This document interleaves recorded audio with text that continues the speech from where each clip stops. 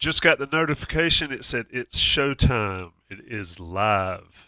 Noon dish. I'm Tommy Ashley. That's Don Callahan. As always, we are sponsored by Johnny T-Shirt, JohnnyT-Shirt.com. Visit those guys. CongruityHR.com. Local business, locally owned. National brand, locally owned. They support North Carolina. They support Inside Carolina. They need to support you if you've got a small business. Check them out, congruityhr.com/Tar Heels to get that assessment. Also, Johnny T-Shirt, as we all well know, Johnny T-Shirt is the bomb for Carolina. Is that still a saying, Don? You've got teenagers in the house. Mine have The gone off to bomb? college. Is it No, the bomb diggity? no. It is going to be a fun show here. We've got a special guest that we recorded earlier, so we'll drop that in shortly. But Don, let us know the past chat MVPs. Let us know our top Yeah. five and all Well, the good I stuff. got first Sean Crawley comes in here early doing our job, making sure people know to smash that like button, something that I never tell people to do, but I should. And I mean, great sales pitch from Sean. We Before you already have like a bunch of likes already, and we just got started. Yeah, and I imagine we're gonna get some more with our guests later. But before I get to that, so Sean says before you break for the holiday, grab a noon dish. Multitasking is allowed. Tommy and Daddy Don got you covered. So Sean, if Sean and I, if we formed a tag team, we'd probably be like the Keystone State Connection or something like that, Oh my and we would gosh. just clean up absolutely. So I, but Keystone is in Pennsylvania, oh man. yeah, the Keystone State. I know we have a lot of people that live above the Mason-Dixon line. I'm not going to say anything disparaging about the North. Plus one of your favorite workers, you know. You Yeah, that's born and raised. So explains a lot. I still can't believe over all these years you've got these old gritty mess still on your wall. well, Gritty's fairly new. So Gritty was not there obviously when I lived there. Maybe like 5 years old or so, something like I, that. I have to look I'm that gonna up. give you a Kyle Schwarber Go poster. go Phillies for sure, says Sean. Phillies are on a tear. But best record in baseball. Not sure if it's the best team, but best record at least. So do me a favor, folks in the chat. There's 20 plus of you right now, and it's growing as we talk. Put in where you're watching us from. Yeah. And also, we're doing top five Franklin Street or Chapel Hill restaurants. We'll do that after we talk to Pat Suddes. Top five Franklin Street or Chapel Hill restaurants. Get your list in. Um, And the there's some that better be on your list. There's some that once were on your list that probably don't exist anymore. Yeah, well, that's what I was going to ask you because I feel like I don't eat a whole lot in Chapel Hill anymore, but there were times, and we'll get into this with Pat later on.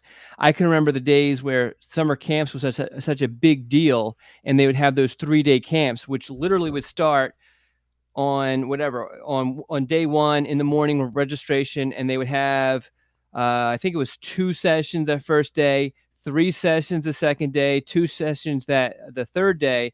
And so I would have maybe like 2, maybe 3 hours in between each session. So I'm rushing to some sort of restaurant to go eat, to go write up my report. And so I used to eat a lot of different places, but that was like, camps have changed so much that I no longer do that. So I don't eat a whole lot in Chapel Hill any longer. But chat MVP, which you asked me about earlier, he actually just chimed in, Eric Miller. And he says he's from Asheville, North Carolina, chiming in with his location. Congratulations to Eric, chat MVP from 2 weeks ago. So this podcast is dedicated to you, Eric. So we got to make sure we give him a shout out since he's in there.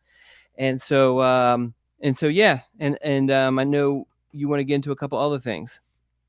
Yeah, Eric Miller he just won me over too because he's quoting the great philosopher Ricky Henderson. Ricky is the greatest today of all time. Man, if you talk in third person, I can't figure out if I dislike it or think it's just your goat material. I'm with you.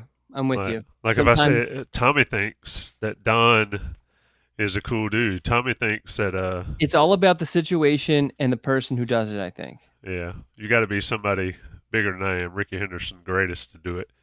Don, one thing I want to get into with this, since this is a recruiting show, is you dropped your top 25, and I had a question. Okay.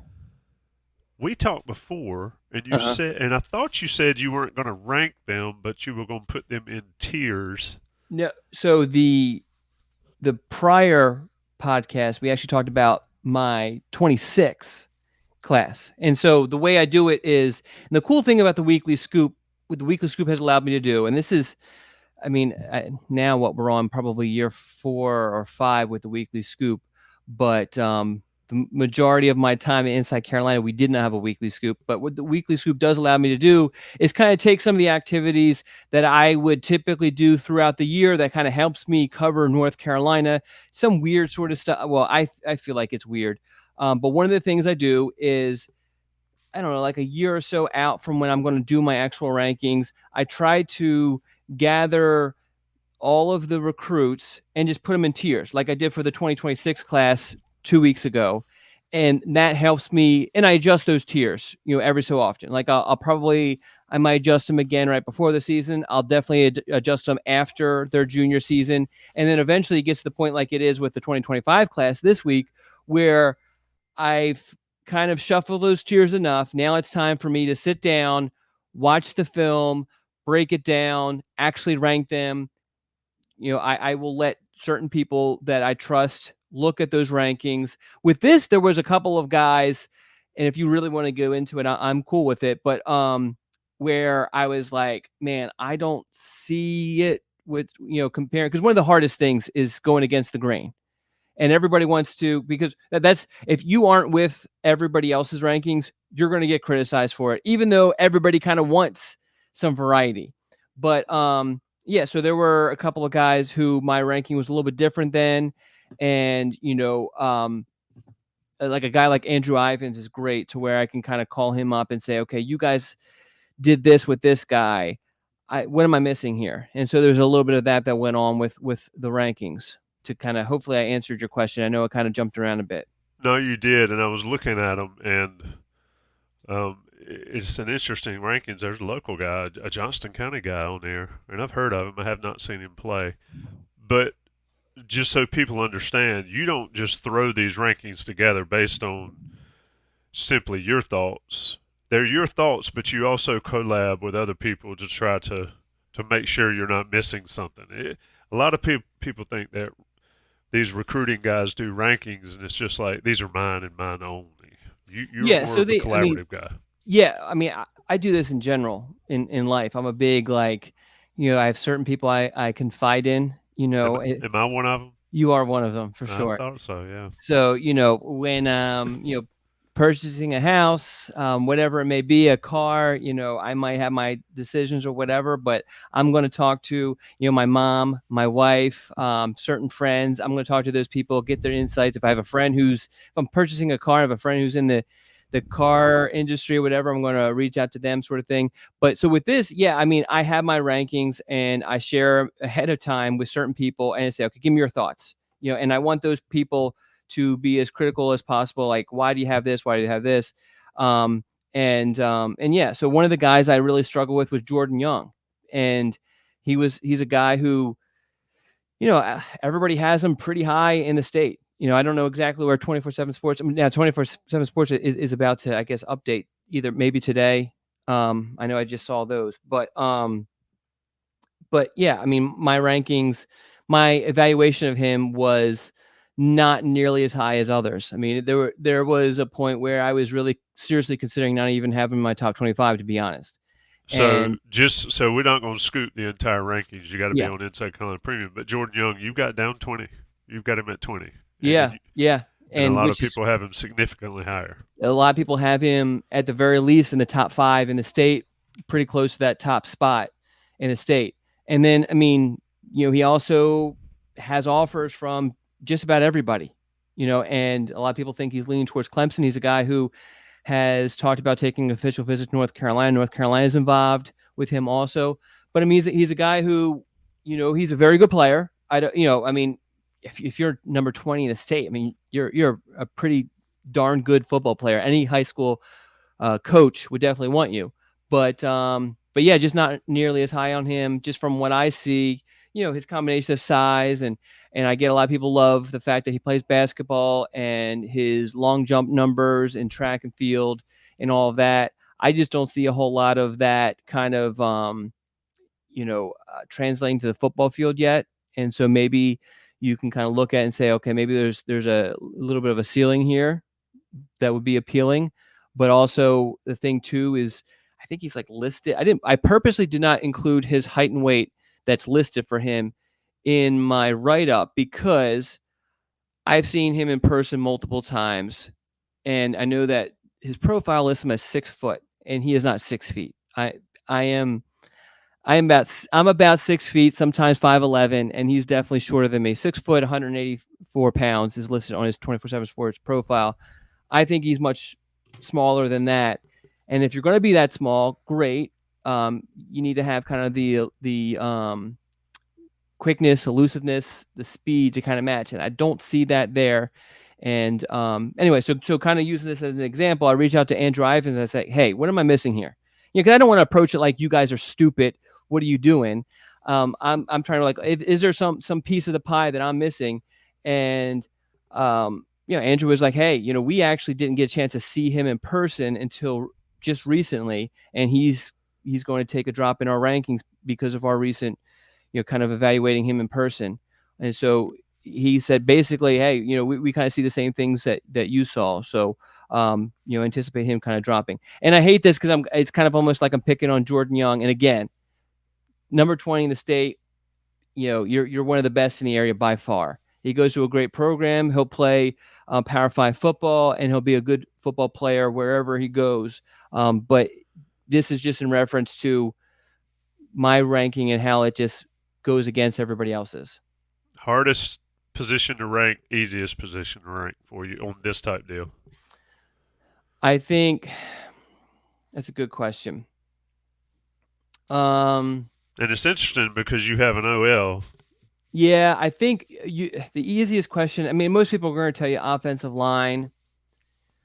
Yeah, I mean, I guess you would go offensive line. Easiest position, I think maybe receiver. I'll tell you what, hardest position for me, at least just watching purely film. This is why it's important to kind of see 7-on-7s in person and see these guys in camps and everything like that, is defensive back. And the reason being is that if you're watching a typical huddle film, almost just about any film, really, to be honest, it's starting with, it starts on the snap, and then as soon as the ball snapped, you see the cornerback or the safety for maybe like a couple seconds, and then they're gone, and then the quarterback throws the ball, and so you're left. There's a big piece of time that you don't see what is actually going on, and then sometimes, I mean, a lot of these highlights, they'll show a ball that's clearly overthrown and the safety intercepts it and runs it back. Now, the actual interception, what do you get out of that? I mean, it's an overthrown ball. He was just kind of right place, right time sort of thing. So there's a lot of missing pieces when it comes to defensive backs. And that's why I feel like 7-on-7s are great, because you're able to kind of see those guys in those sort of situations to kind of fill in those gaps for you. Yeah, I mean, 7-on-7s are great for that, for the skill guys. It's not so great for the linemen and all. And that's what makes recruiting and covering it and ranking all these guys an interesting study in how it's done. But yeah, I agree. The huddle highlight tapes, man, there are 4 million All-Americans on there. Like literally, everybody's an All-American on their huddle tape. Don, anything left you want to talk about your top 25 list for here before we get to the Patrick Suddes interview that we're going to drop in here and let people watch? Were there any questions that you had looking? I know you're not a big like looking at the prospects sort of thing. This is an interesting question because it comes up a lot with rankings and the old SEC bump or the Carolina drop or things like that. How do you base your rankings relative to where said player was committed? Yeah, I don't really take that into consideration. I mean, I'm sure subconsciously it kind of creaks in there. I'm basically, when I'm watching the film, I am thinking, okay, what's going to happen with this guy in this future? Is this a guy who, like a David Sanders, who could be a first round draft pick? Or is this a guy who is going to have a great college football career, but doesn't have the measurables to be like, a high draft pick, like a Gus Ritchie, who everybody who's if you're a big I fan of think this he's your podcast. favorite guy too. What, here's the thing. Like, I know a lot of UNC fans probably don't like him very much, but he is one of the nicest, gregarious kids you'll ever encounter. Every time I see him, even despite all that kind of has transpired, he's great. And was talking to me about trying to come out to Cary, because he's transferred to Cary High School. Come out to Cary High School because he says him and Trey Blue has some great line battles that I would enjoy watching, and mention a couple of younger guys they had over there. That's just the type of kid he is. And so whatever happens with him, good luck with him to him. But yeah. Is Cary becoming a spot now? I mean, Cary was good back in the day, and then they kind of fell off. Now are they getting to be a spot for North Carolina? They haven't. Now, I lived in Cary for almost 10 years, and they haven't been very good lately. But I mean, and this is not a high school podcast, but I mean, Gus Ritchie's a kid who you add him to your high school team, and your high school team is going to win more games. So that's I think they're going to be much better. Also, Trey Blue, who I had ranked higher than most people, and I know but people are going to hit me with the homer, but I promise you, I do not give a bump. I don't purposely give a bump to UNC commits.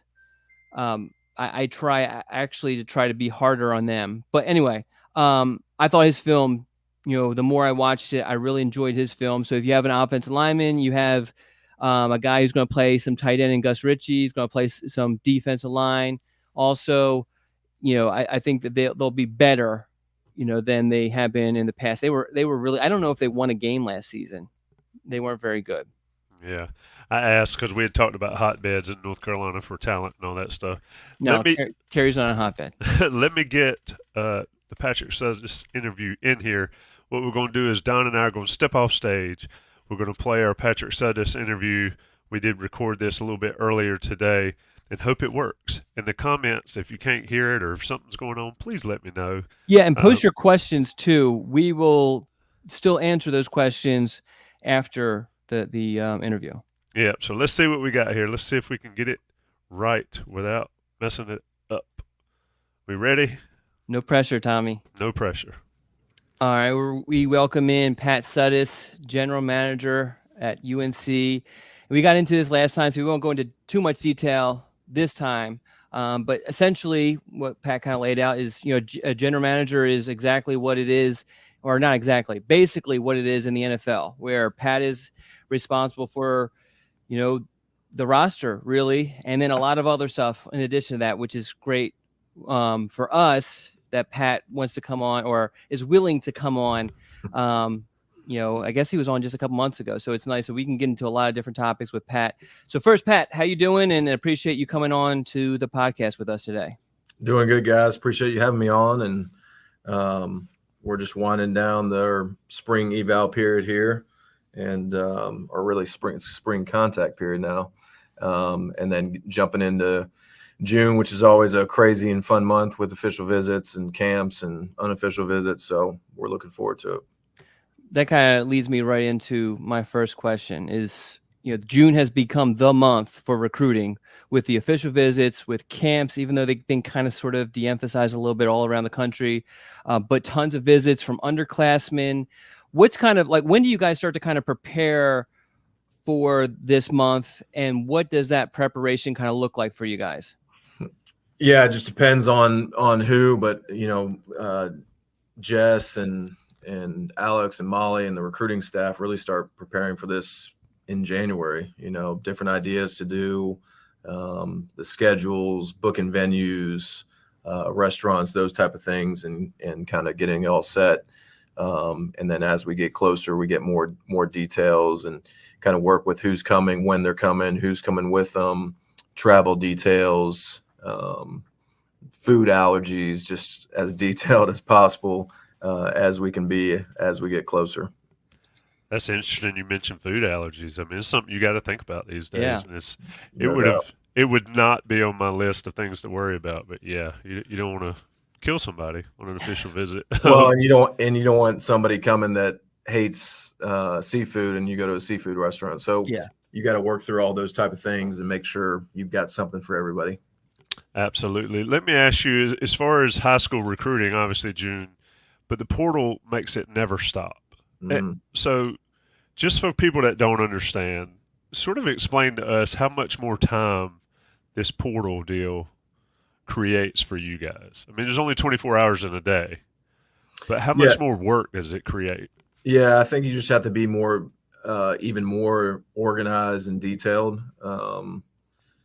We've done a good job as far as setting our organization of who's in charge of what and who's in charge of monitoring the portal, and how we evaluate, because the portal, the biggest difference between high school and the portal is high school you have time to evaluate, and you have different periods of evaluation throughout their when they're in high school. The portal, it's drink through a fire hose. I mean, you got to it's not only watching the tape, getting the tape, getting the transcript. That's a key component that people overlook. You can't just take everybody out of the portal. They have to meet certain criteria as far as not only NCA, as far as the degree, applicable hours, and hours towards degree, and that kind of thing. But can they even get in school here? We obviously can't take a transfer with a 2.0 GPA getting into school at a school like UNC. So that's a key component to it. And again, we all know this is going on. For the most part, most of the guys you actively recruit, you find out they're going to go in the portal before they get in the portal. We don't tamper and do all those type of things, but there's agents involved now, high school coaches, kids tweeting out that they're going in the portal before they're in the portal. So that at least gives you a chance to get a head start. And we're really all through fall, we're looking at different rosters of guys we think could potentially get in evaluating that, at least having initial eval. We already do that when we play opponents. We already do kind of an opponent scouting report for our offensive and defensive staffs to use as far as the personnel, but that gives us a jump start. If a team we're playing and has a guy that hits the portal, we've already got a report on them. So let me ask you, and this is something that people ask me all the time, is what's the difference in recruiting or getting a grad out of the portal versus a underclassman? Grad's just easier, smoother transition. You don't have to worry as much as far as how many hours we'll transfer in. It's just basically getting them into the grad program they want. It's definitely a little bit harder undergrad, but as long as we're able to get all the information, it's easier coming in as a mid-year because you have all spring and summer to catch up if you are short hours to be eligible by fall.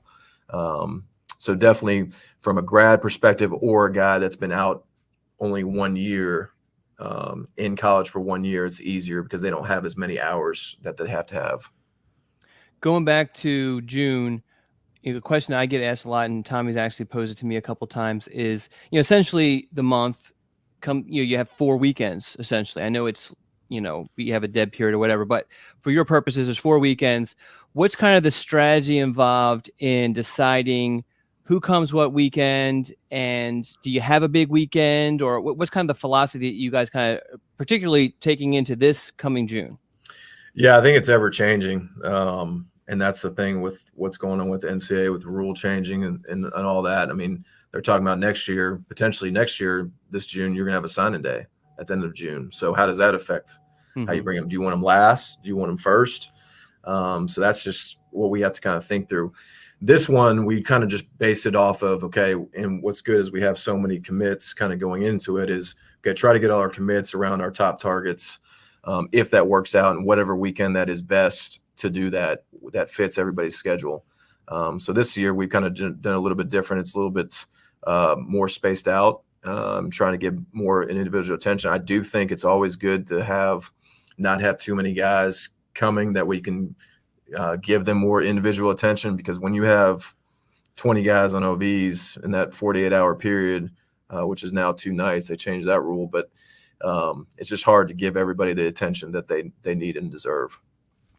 So now, if we rewind maybe just like 5 years, but definitely like 10 years ago, June was a really big month for camps. Yep. And even for the current class. I mean, you still would have guys camping, trying to get scholarship offers. Now it's really, for a Power 5 school, that's not what they use. It's mostly just for underclassmen. So what's kind of, how has things changed for camps for, I guess, at North Carolina, how you hold them, when you hold them, who you're trying to get there, and that sort of thing? Yeah, it's definitely for identifying guys earlier on the process, freshmen, sophomore guys. And then for us, every year we've kind of grown this, but the 7-on-7 team camps are really our best evaluation tool. Having full teams come, and then our coaches really don't have to coach them. They can walk around and really evaluate, how they interacted with their teammates, leadership, intangibles. Those type of things are huge.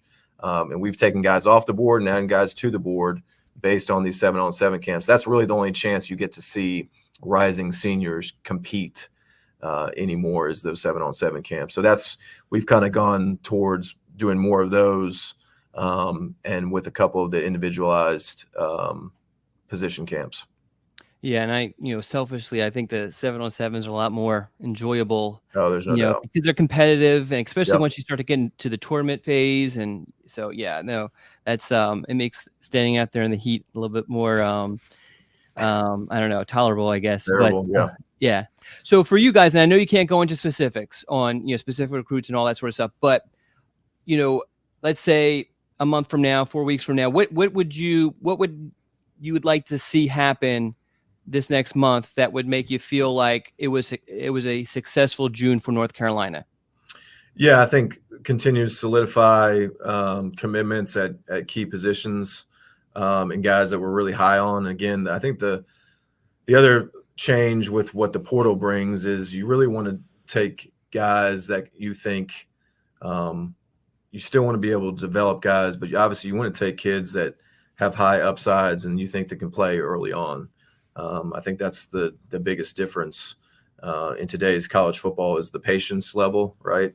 Nobody has patience. Fans don't have patience. Coaches don't have patience. Administrators who hire coaches don't have patience. So I think that's the biggest difference is you want to find difference makers early on. And I think we were able to do that with this past class, and having 21 guys come in at mid-year really gave us an idea this spring ball period of who's able to contribute next year, and gives you a better sense of what you have going into that last portal period. So essentially, and I just got done, and again, I know you can't go into specifics, but I just got done doing my in-state rankings, which I know you probably have hung up multiple rooms in the Keenan Football Center. Yep. But there were certain guys I'm looking at, and I'm like, oh, this is a really good prospect, but he's incredibly raw. There's one in my mind I'm thinking about. Plays at a 2A school in the middle of Eastern North Carolina, plays against nobody. And I imagine with what you're saying, a guy like that, you probably will just bypass just because you don't have I guess you have the time, but it's better for you guys to use that spot on somebody who's a little bit more ready-made, and let's see how that guy develops, perhaps at a smaller school. Is that kind of the thinking? Yeah, I think it also depends on a couple of factors. The position, right? Do you feel like you have a veteran position group you can take a kid like that and have time to develop them? If you have a position group, you're going to lose a lot of seniors the next year, and you have to have guys that come in and play right away, whether it's the portal or high school, then that could change things. The other piece is a kid could be raw, come from a smaller program, but if he has the measurables that you're looking for, intangibles, all those type of things, that's what's key in the recruitment process, then you will take a chance on a kid like that. The other thing is when you look at these in-state rankings and rankings across the board, what we can't get into and what we don't get into, obviously, to protect the kids is there's a lot of guys that just don't meet the GPA requirements for us. Yeah. And so that eliminates a lot of those guys to begin with. And that's why we have to kind of cast a little bit wider net. Yeah. And when I do my rankings, I mean, I don't have access to transcripts, so I can't make those sort of calls. So I'm kind of doing that blindly. But you mentioned how it depends on positions. Offensive line has always been a position that for the most part, is a developmental position. So how do you kind of balance that? Because really, even a really good offensive lineman, he's probably not playing for a couple of years. So how do you balance the, that recruiting compared to, high school transfer portal sort of recruiting with offensive linemen? Yeah, I think you have to just, to me, our philosophy has always been you take as many big men as you can get, whether it's in the portal or high school. So I think if you look at our philosophy this year, we took,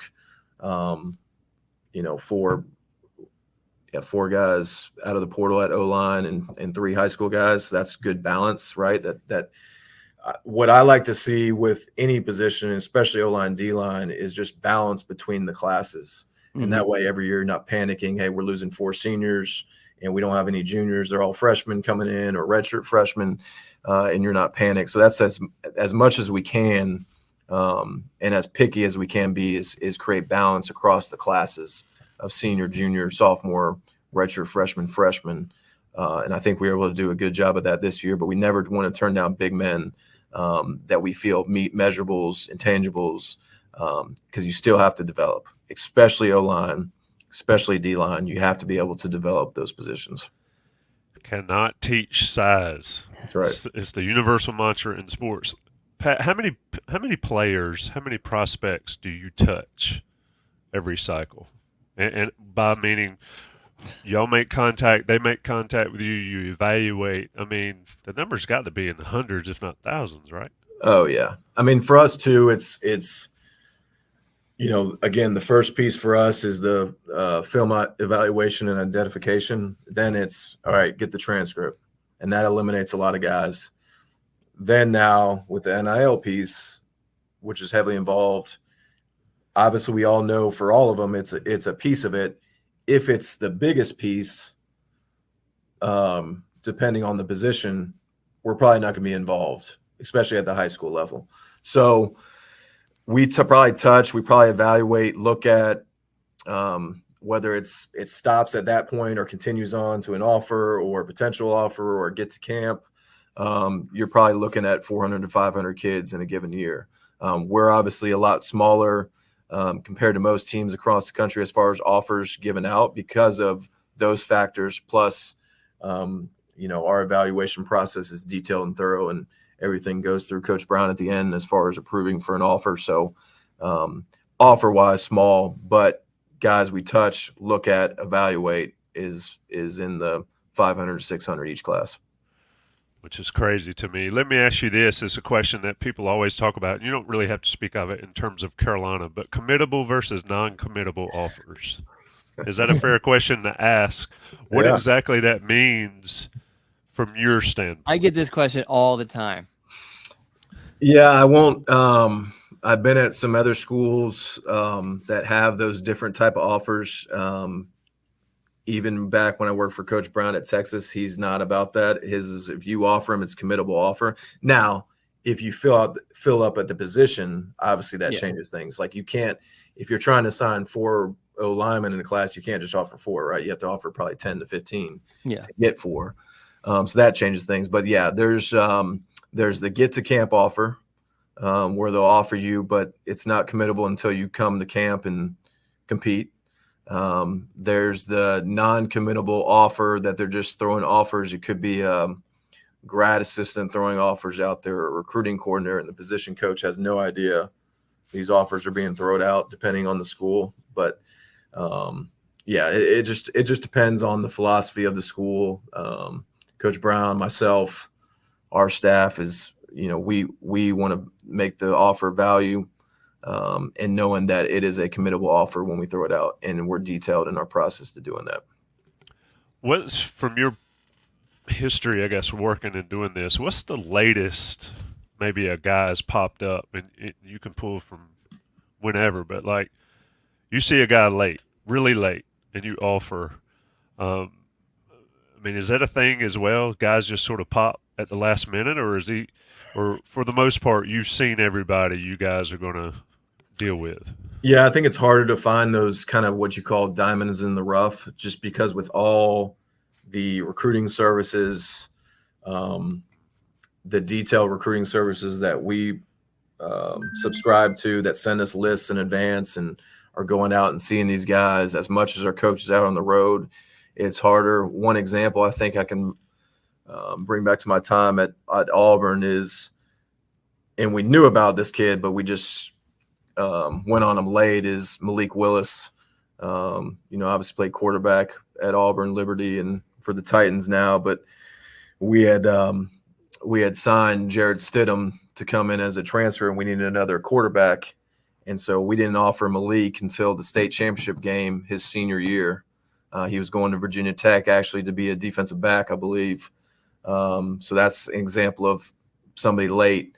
But it's harder to happen now because you have to, because of the portal, you kind of fill up spots a lot faster. So you're not getting those guys late. But senior year is still an important piece.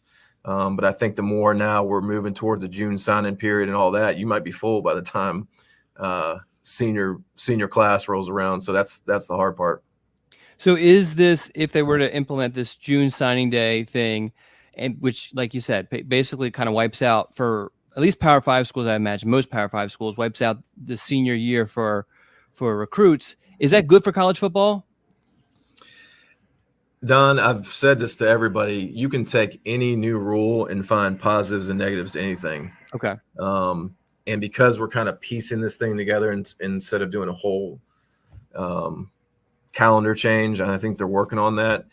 I think there's positives and negatives. The positive for the kid is they've locked in their spot. They've signed. If they get injured their senior year, these schools have to honor it. I think for us anyway, with our committable guys that have been committing in June and before that, Coach Brown has always honored that anyway. Mm-hmm. So whether they signed or not, they were coming to school here. Yeah. And we weren't dropping kids. Yeah. I think that protects the kids for sure. I think as a college staff, you have to be even more right in your evaluation. And that's the hard part, is there's a lot of growth, positive and negative growth, between a junior and senior year. A guy could get too high on himself and thinks he's arrived and not put the time and effort in. I know some of the high school coaches are worried about guys opting out their senior year. Hopefully we're not recruiting those type of kids that would do that. Mm-hmm. Because we want guys that are competitors and all about team oriented guys. So hopefully that doesn't affect that. But I do think for the players, there's a lot of positive. And I think for the schools to know, okay, this is what we have high school wise, really after June. Okay, here's what we need. Here's what we got left. Here's what we need in the portal. It kind of makes the season a little bit more focused on your current season.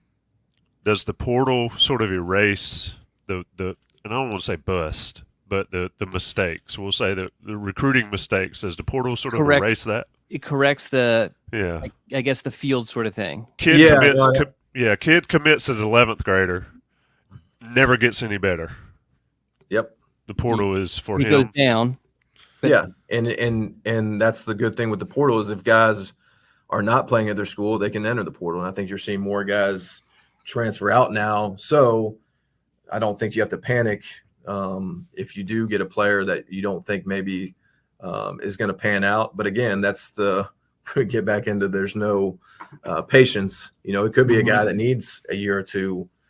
He comes from a smaller program or wasn't eating 3 square meals a day, things like that. You just have to be able to still have some patience. But I think what you're seeing across college football, and this is not Coach Brown's philosophy, is guys are just being run off. If they can't play, and they're just going to replace them in the portal. So that's obviously the negatives of the portal. Yeah, and a lot of this stuff, this is a whole different can of worms that probably don't get into, but a lot of this stuff could be completely moot in a couple years with all this crazy changes and all that sort of stuff. So the one thing I did want to touch on before we let you go is just in general, and you kind of touched on a little bit, which was pretty good. But like when you kind of head into a cycle, how do you kind of judge just the balance between portal recruits, who you're going to take at the portal, and how big your high school class is going to be? And how has that changed really within the last couple of years? Yeah, you can't just go based off of how many seniors you have or, hey, guys, you think you go pro early. You never know. So I think for the most part, when we look at our roster, like I talked about, if we have a big senior class at certain positions of guys that play a lot and contribute a lot, and we're losing a lot of experience, then we know, hey, we probably need a portal guy or two to balance that out, while still wanting to take high school kids to continue to develop and like I said, balance the classes out. So to us, it's really position by position. You really have to look at it in a microscope of kind of how the experience balances out at each position. Now, if you have a position, you got a bunch of sophomores that are starting and playing a lot, then obviously you probably don't need portal guys for that next class. You need younger guys to continue to develop. I have a couple more before we let you go. One's a fun one. I'll do that in a second. But what's the conversation like? You mentioned the sophomore, like you've got a position group that's loaded with sophomores, but you need a vet. You need to bring in somebody. What are those conversations like with the current players, especially given NIL, transfer portal, and all that? How do they go now compared to 5 or 6 years ago? Yeah, I think you just have to be more upfront and honest with players, even more than before, which is great working for Coach Brown because he's as straightforward and honest as they get, and he wants his coaches to be upfront and honest. So they're always meeting with their players to tell them, hey, here's where we see you right now. Here's what you got to work on. Here's the things you got to work on in order to play. And they're upfront and honest and say, hey, we've got to have this amount of at each position, and here's where we see right now. We could bring a portal guy in, but that doesn't mean there's no guaranteed starting spots. You earn whatever you get. So if we bring in a portal guy and you're better than him, then so be it. So, and that's really too of with the portal, like I talked about, is it's so such a small window to bring kids in. You really have to hit on the person. And we have done I think a great job of bringing in great people that don't expect to come in and start. They want to come in and earn everything they got. I mean, I could go through names, but Elijah Huzzy, for example, is a guy that comes in from East Tennessee State and not guaranteed anything, comes in and works his ass off and earns his starting spot. So that's really why you have to be careful in the portal and not taking a guy that thinks he's going to come in and start and doesn't have to work for it and all those type of things. Open-ended question to end it. And we're talking with Pat Suddes, general manager for North Carolina, and Mac Brown. Craziest thing a recruit, be it portal, be it high school, or even a parent, ever said to you, Pat, in your history doing this? I always ask Scott Forbes some open-ended question like this. Yeah. And he beats around the bush a little bit, but then he gives us something. So tell us the craziest story. Yeah, I'm trying to think something pre-NIL. Obviously, with NIL, there's been some crazy numbers thrown out there. Do people just say, I need $1 million if I'm coming to your school? I mean, it just depends. It could be the agent, it could be the dad, it could be whatever. I think now I've gotten to the point, and luckily I've been in this business long enough. I know a lot of people at different schools, so I get to the point now. Oh, you're saying, school B's offering you this? Okay, let me call their head coach and find out. And that's kind of where we're going with this thing. And we did that with the kid this December portal cycle, where he was saying a school was offering this amount of money, and I'm best friends with their head coach and worked with him before. So I just called him up and said, hey, are you guys offering this? He said, hell no, we don't have that. And I said, well, he's saying you do. And we basically didn't take the kid. And so that's probably the craziest story so far, but there's going to be more and more of that. Pre-NIL, before that was even an issue. Give me one. Yeah, pre-NIL, there was some you can have some very high maintenance parents from time to time on visits, and so it's just the food was too cold. I don't like this. I'm not a Nissan. I don't like Nissan Armada. Can I get a Chevy Tahoe to take us around in? So it's just, you get those high maintenance parents, and that kind of turns you off on the kid.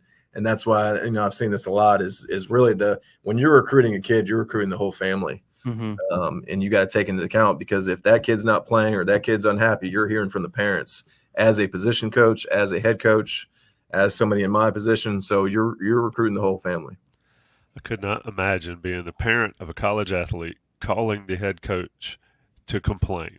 That just blows my mind. Anyway, I'm sure it happens. It does happen at It all does. It levels. does. We like I said, we've been blessed not only to sign some good kids, but great families across the board. So that's a key. Indeed, that is Pat Suddes, general manager for North Carolina, and Mac Brown. Quite a busy time, but Pat took the time to talk to us. Appreciate it, Pat. Thank you, guys. Have Thanks, a good day. Pat. You too. Don Callahan, we are back. It was an interesting interview with Pat. I mean, pretty candid about things. Yeah. I couldn't imagine. I couldn't imagine dealing with the. Oh yeah. I don't want to cuss, but the stuff that guys in his position, college coaches, college staffs, not just Carolina, all over deal with. I mean, it's insane. Yeah. And it's just gotten worse as far as what you have to deal with, what headaches, what wildfires you got to put out. It's just crazy. And the cool thing about having Pat on is that he can go in just about every direction, really, with because he's so involved with everything. I thought it was great him breaking down just their philosophies and how they approach the balance between high school recruiting and transfer portal recruiting, which I think is pretty key, and just how it's more about that balance within a position's depth chart. You're trying to have a good balance of freshmen, sophomores, juniors, seniors, that sort of thing. And there was a time when I was trying to project just how the size of North Carolina's high school class. Well, I would just start off, the baseline was just how many seniors are they going to lose and who could they potentially lose to the NFL draft or, might just leave, due to graduation or whatever. And I mean, you still look at that, but that's a much smaller piece than it used to be. And you kind of almost have to look at, you'll say, okay, I mean, at least for me, and obviously Pat does this and gets paid to do this. But for me, I'm looking and I'm like, okay, they're going to lose this starter for sure. That's probably a portal spot right there that they're going to look at. Unless, of course, you look at, linebackers, a great example. You look at it and you say, this past class where, okay, yeah, they lost Ced Gray, but look at what's behind Ced Gray. So then you might not need to bring in a linebacker because you have some guys who are ready for prime time, sort of thing. And so it's a lot more complicated than what it used to be. And the other part of it too, and I don't know, we might have talked about this a little bit when Alex was on.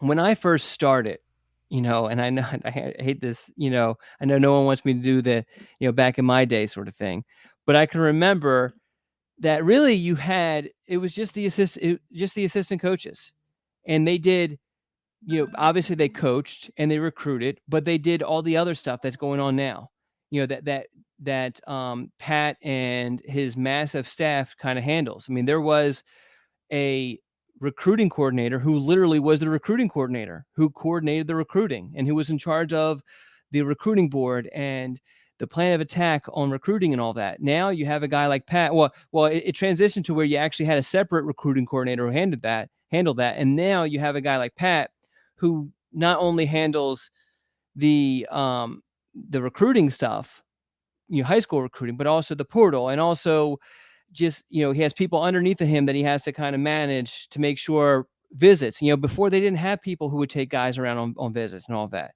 It's just such a different time, and these staffs are so massive now that I know one of your questions was just how much more they got to deal with, but the answer is that they didn't have these massive staffs that they had, that they have now. They didn't have those, 10, 20 years ago. Yeah, you just add more people, add more money, and then you look at the athletic department as a whole budget, and you see the admin costs, and it's just astronomical. But that's why. I mean, you got to have it. You got to keep up. Let me drop a couple questions in here before we get to the top five and we get out of here. There you go. Mr. Straight 392 says, how you feel about the talent at Dudley in Greensboro? So I don't think I included any Dudley players on my top 25, but I came close with a couple of them. But overall, I mean, they have, I think it was like 3 or 4 prospects that I definitely looked at pretty heavily. And on the high school level, I mean, Dudley's going to be, deadly. They're going to be a good team as always. They're going to have a really good defense, because they always have a really good defense underneath Coach Stephen Davis over there, who I think is one of the best defensive coaches in the state of North Carolina on the high school level. And but I mean, they have players. They're not obviously top 25, but they're just right there. Really, all of them that I looked at were strongly under consideration to be put in my top 25. Real quick, Stephen Blakely asks, is Baker in line for a 5-star? I don't think so, but he does have a great opportunity coming up in the Elite 11 to make a strong case for that. And then if he impresses a lot there, and I know talking to Andrew Ivins, he mentioned that that Baker's one of the guys on his list that he was really eager to see. If he has a really good showing there and then an outstanding senior season, perhaps, but I don't think right now, just talking to those who do the rankings, that he's on their 5-star radar at the moment. Good deal there. Preston, I'll give Preston, since he's a regular, a shout out. 5-year article on recruiting classes or 5 years after to see who the hits and misses. You've done that before. We've had those on Inside Carolina. So we did. Maybe we can bring it up. But yeah, I could link it into the podcast. But so I guess it was a little over a year ago. I went back and looked at the classes all the way back until I think the 2007 class, and just looking at who was signed and how did their college careers end, whether it was an NFL draft pick or, some sort of medical situation that forced it to end prematurely, or if there was a transfer or something like that, and kind of laid that out. And then to just update it, I updated it because obviously you don't want to do the I guess it's the 3 or 4 most recent classes at that time. Still there. Yeah, you're still there. So I did update it and added a class to it on signing day. But and it's actually, I have all the data. I have this spreadsheet, a tons of data, and it would be really cool for those who like the nitty gritty and kind of look back on history sort of thing. It'd be really cool to look at and do some other sort of, I don't know, research, just kind of taking the data and putting it together, such as, which classes, I touched on a little bit which classes were the better classes, but even what head coaches did the best. Now this obviously covers Butch Davis, Larry Fedora, and Mac Brown, but also assistant coaches, because I do have that information on who was the lead recruiter on those recruits, just kind of looking at what assistant coaches really did a good job of bringing guys in. So there's a lot I could do with that, and maybe something I could do in the future. If that's something that you guys like, it's good to kind of ask about it and all that, because it makes it easier for me to pitch the idea to Mr. Ben Sherman. Otherwise, we focus so much on what's going on nowadays, because that's really what most people kind of are driven to. Yeah, Eric Miller in the chat says he's got a spreadsheet of all that. So share it, Eric. Maybe Eric and I can. Eric trying to go back-to-back weeks, but maybe Eric and I can compare our spreadsheets. Yeah, Ross asked a question. It's a relevant question. And I think he addressed it there. Offers. Is an offer from Mac? Does Mac have the ultimate offer authority with Carolina? I guess we could have asked that, Pat, directly. But yeah, I think Mac, they have a process that they go through, and I think Pat might have went through it maybe the prior time on, where obviously there's lower staffers who look at things and kind of filter it out, and it gets to the position coach eventually. And then Mac has some guys on staff that he trusts from an evaluation standpoint, a scouting standpoint, who looks at it. And then the last, I guess, stamp of approval that's needed is Mac. So Mac actually makes the decision.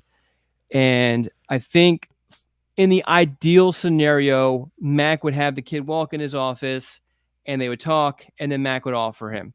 But I think that circumstances always don't allow that. So I think there are a lot of situations where maybe Mac offers a kid over the phone, or maybe the position coach has to make the offer, over the phone, or maybe when he comes by the high school and that sort of thing. Last question. Eric Miller making his push for back-to-back. June signing day would be wild. Could a guy sign in June and transfer before he ever got to class? Yeah, because they do that now. If you go back and look at, I know that there were maybe like a dozen or so guys who did this, but Julian Sayin, the big time quarterback from the 2024 class, he signed with Alabama in December. I believe he attended classes at Alabama and then entered the transfer portal. And I think he actually entered the transfer portal during the December window and then transferred to Ohio State. And if you read some reports on Ohio State's quarterback battle, he might end up being Ohio State's quarterback this coming season. And there are a couple other examples of guys who did that too. So what's the kid that's suing Florida and saying he didn't get his money?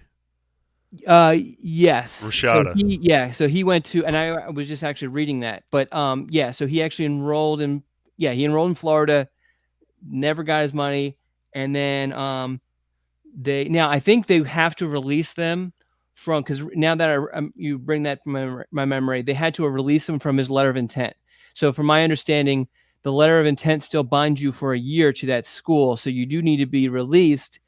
And so far, we haven't seen anybody kind of push back and not release somebody, which allows them to enter the transfer portal. But at some point, I imagine some coach is going to be like, no, you sign with us, you're locked in. And so that will be interesting. But really, and we could do a whole show on this, and I touched on a little bit with Pat, is that, like, God, with this, very soon we can kind of see some of the layout of the foundation of what could potentially be as far as roster development and adding guys and all that, with all this collective bargaining and paying the players and all that sort of stuff. Because I'm just do not think these schools are going to be like, okay, cool, we'll share 50% of this income with you, and then keep the rules the same way they are. I think they're going to want some sort of, roster commitments from the players, just like they have in all the professional leagues. Yep. Free agency without any rules is what it currently is. I don't know. When NCAA comes out in July, I'm going to win the national championship with like UAB and show these coaches how it's done to develop a program in short order. Are you a video game person? I haven't been, but I was a big NCAA, like the NCAA, what was it, 2014? Yep. So that was probably, once that died, I stopped. And that also happened to be about the same time I got married. So. All right, let's do the top five. Top five restaurants. I guess you're going to get the game. I will have it early because we've been wearing out revamped over the years. The new version of 14. So yes, that will be purchased. May have already been purchased prior to it coming out. Top five. We're going to sponsor this top five. Congruity. We're going to do both our sponsors. CongruityHR.com/Tar Heels for your small to mid-sized business needs. Go to that website, fill out the application or the form they have to see if they can help your small to mid-sized business. They are local guys. They are a North Carolina-based company that has done well, and they want to do well for you, Darren and Matt and all them, with the customer service and the technology. But support local. 2, Johnny T-Shirt. Support local. Go see them on East Franklin Street or go see them at johnnytshirt.com. They always have everything you need for Carolina. Look, what is it today, Don? May 22nd. It will be September before we know it. And you will be going to Kenan Stadium to watch football games.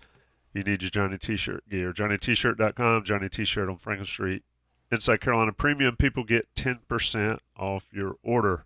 Top 5 restaurants in Chapel Hill. I'll go with Preston first. Mama Dips, Al's Burger Shack. El Rodeo's not there anymore. It's some Asian place, and I used to love some El Rodeo. Sunrise Biscuit's always a good one, and Breadman's. Man, I got fat at Mama Dips. I didn't eat at Al's a ton, but we burned El Rodeo up, and then Sunrise to get your cholesterol going soon in the morning. Used to be a thing for us, Don, on the Saturday morning shows. Joey would always hit Sunrise and bring biscuits for everybody. Gained like 20 pounds. Great stuff. Eric Confer, IP3, love it. Probably eating there the most. Sunrise, Buns. Do you know what Buns is, I don't Don? think so. So on Franklin Street at the corner were Spanky's, which is now Cane's, and I don't know what's in that other corner there. They've tried to have a seafood place, but Buns is kind of on the side, on technically on Columbia. Okay. They have great hamburgers. Oh, really? Yes, and it's all different kinds. I think I get the Is spicy this like a pimento or old, something. like been there a long time? I don't think so Okay. because I just happened to notice it being up there with the boys, when they were in school and saw it. And I don't remember it being there, but it's a solid hamburger. Four Corners, of course. Four Corners is a place to go still to watch a game, get a beer, socialize with everybody from Chapel Hill. Good list. Ross drops Cosmic. I don't know if I've ever been there. Sutton's, that's number one on the list for folks. Merritt's is solid. Hector's, Ross, I think Hector's is still open down there on the corner, across from Four Corners, that corner further down. But it's not the same as double cheese on pita way back in the day.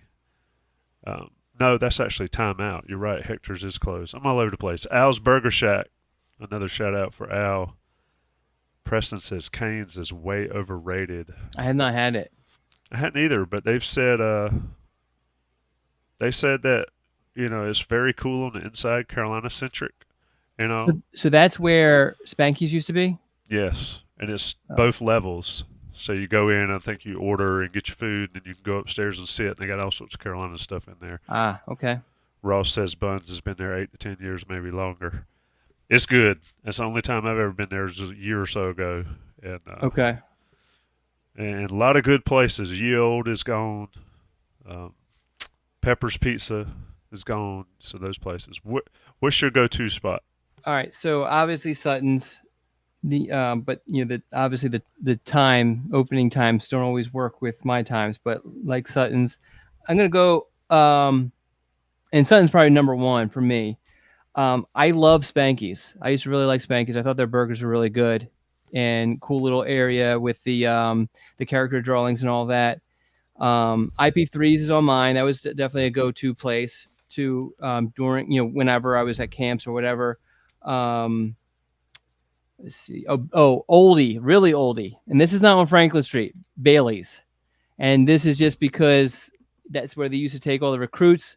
People who are longtime recruiting followers know the connection with recruiting for Bailey's. So I've spent many, many, many, many times in Bailey's. So were the jackets? Did they have a jacket or did they not have a jacket?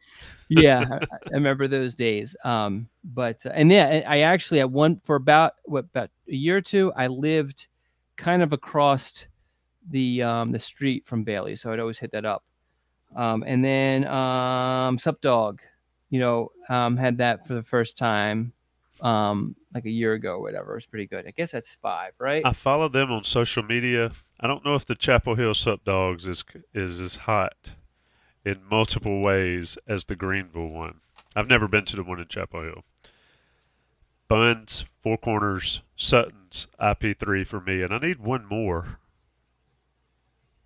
We go to K Chula a few times, but they're just the food is good. It's and I like to partake in that, but the vibe is kind of off sometimes. Hector's was always the go-to. Double cheese on pita in the middle of the night. As Eric Miller says, this is making me really hungry. Me too. That's why I got all flustered because I'm starving. We were going to do 5 breakfast cereals, folks, because that's what I had for lunch right before this show. So maybe next time. Don, anything left here on the noon dish? Are we coming back next week, correct? Yeah. With a special guest. Another guest, another UNC guest that will kind of get us ready for June. So definitely check that out. So yeah, back to back. Yeah, back to back. Yeah, and we'll probably still got to figure out the exact schedule because there are a few. Pat mentioned those 7-on-7 camps where I think 2 of them are on Wednesdays, and then there's a one-day camp on another Wednesday. So that's going to make the noon dish a little bit more difficult to keep it on the typical schedule. So we haven't figured out how we're exactly going to attack that, but we envision having more frequent weekly scoops. More frequent new dishes. Yep, as we go forward. So key for that is to if you subscribe, you actually get the alerts when we go live. Yes, subscribe to the YouTube channel. It'll give you the alert. But also, make sure you subscribe to. We'll tweet it out also, but I think the best thing to do is to make sure you subscribe so you get the alert. Yep. Everybody have a good weekend. Everybody stay safe. North Carolina Tar Heels baseball team, support them. They play Thursday at 3 p.m. on ACC Network or in Charlotte if you're there, and then Friday at 7 p.m. with the potential of going deeper in the ACC tournament. Carolina football is around the corner. Recruiting season is hot. Don Callahan is the man to know, the man to talk to, the man to listen to. We'll be back on the Noon Dish next week to do it all over again. Thanks, Don. Thank you, Tommy.